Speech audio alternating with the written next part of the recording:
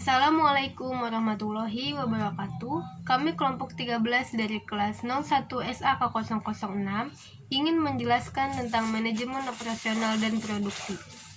Perkenalkan, nama saya Yuliana Gutong dan rekan saya Muhammad Alif Adi Saputra. Pengertian manajemen operasional. Manajemen operasional adalah suatu usaha pengelolaan secara maksimal penggunaan semua faktor produksi, baik itu tenaga kerja, mesin, raw material, dan faktor produksi yang lainnya, dalam proses transformasi untuk menjadi berbagai macam produksi barang atau jasa. Manajemen produksi adalah pengelolaan secara kegiatan dalam menciptakan dan menambah kegunaan suatu barang dan jasa. Manajemen produksi bertugas mengatur segala sistem yang berhubungan dengan produksi dalam sebuah perusahaan. Oleh karena itu, pengaturan proses produksi ini benar-benar harus mempertimbangkan berbagai hal yang saling berkait antara bahan baku, mesin produksi, dan tenaga karyawan. Ada berbagai ruang lingkup dari manajemen operasional, yaitu 1. Perancangan atau perencanaan sistem produksi dan operasi. Tujuan dari perencanaan sistem produksi ini adalah untuk menghasilkan produk ataupun jasa yang dibutuhkan oleh konsumen nantinya, baik itu kualitas, harga, dan waktu. 2. Pengendalian produksi. Pengendalian produksi yang dijalankan yaitu pengendalian berdasarkan pada perencanaan yang telah ditentukan sebelumnya. 3. Sistem produksi. Sistem produksi terbagi menjadi 3 bagian, yaitu 1. Struktur organisasi, yaitu proses dalam menjalin hubungan antar komponen-komponen organisasi. Kedua, produksi atas dasar pesanan, yaitu konsumen yang ingin diperlakukan secara berbeda. Ketiga, produksi untuk pasar, yaitu perusahaan yang telah memiliki basis pasar yang cukup, baik akan melakukan kegiatan produksi secara reguler. Perkenalkan, nama saya M. Alif Adi Saputra. Saya ingin melanjutkan poin yang keempat, yaitu tentang tantangan manajer operasi.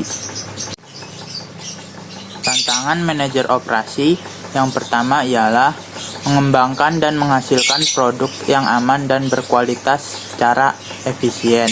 Yang kedua ialah menjaga lingkungan yang bersih. Yang ketiga, menyediakan tempat kerja yang aman. Yang keempat, menghormati komitmen-komitmen dalam masyarakat. Poin kelima ialah tanggung jawab manajer operasional.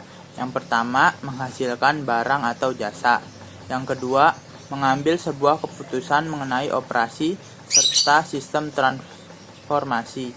Yang ketiga, mengkaji pengambilan sebuah keputusan dari suatu fungsi operasional. Poin keenam, macam-macam pengambilan keputusan manajemen operasi. Yang pertama ialah proses. Proses adalah keputusan mengenai proses fisik dan fasilitas yang dipakai. Yang kedua, kapasitas. Kapasitas adalah keputusan untuk menghasilkan jumlah, tempat, dan waktu yang tepat.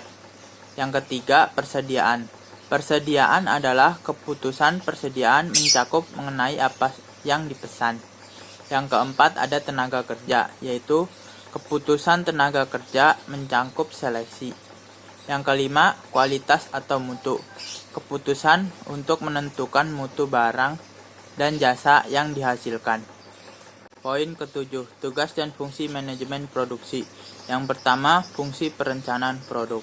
Fungsi perencanaan produk dibagi menjadi 3 jenis, yaitu urutan kerja, penjadwalan, dan dispatching. Yang kedua adalah fungsi perencanaan proses. Fungsi ini berkaitan dengan penetapan metode terbaik, sehingga sumber daya yang tersedia bisa teraplikasi dengan baik. Yang ketiga adalah fungsi persediaan. Fungsi ini berhubungan dengan bahan baku dan tempat produksi yang tepat dengan memperhitungkan biaya serendah mungkin. Yang keempat adalah fungsi pengawasan produksi dan pengawasan mutu. Ialah memastikan produksi yang dilakukan sudah sesuai dengan rencana dan tujuan semula. Yang kelima adalah fungsi pengawasan biaya.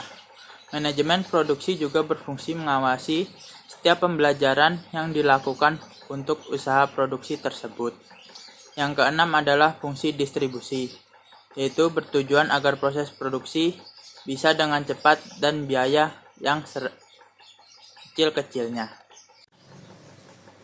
Sekian presentasi dari kami, kurang lebihnya mohon maaf. Wassalamualaikum warahmatullahi wabarakatuh.